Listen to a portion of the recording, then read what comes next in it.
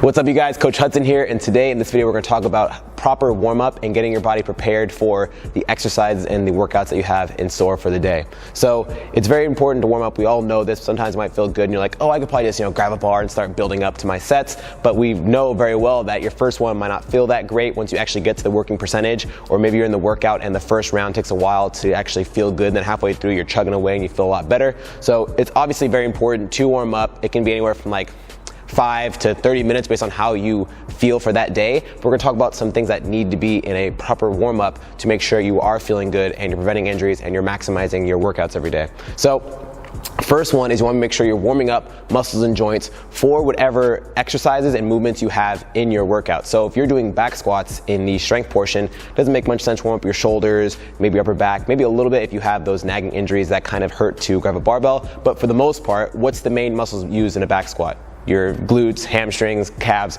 So you'd want to make sure you warm up those body parts, make sure they feel good, whether it be you actually doing some squats, maybe you do some glute bridges, anything you need to do to properly warm up those muscles that feel best for you, that you like doing, that you can do every single time, and not really take much thought process in a warm up, because usually when we come to the gym, we're all very careful of our time. We don't want to waste it. So whatever gets you in the gym, just getting warm really quick and get to work. Next, preparing your CNS for the workout or for your strength portion.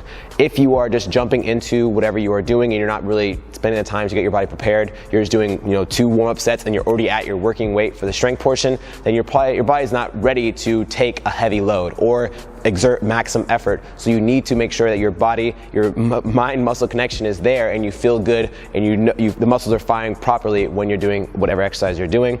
And then lastly, assessing your body. So let's say you kind of feel good and you go grab a barbell and then all of a sudden you realize, wow, my squats today or my pressing today feels super stiff, or I'm super sore from the previous day.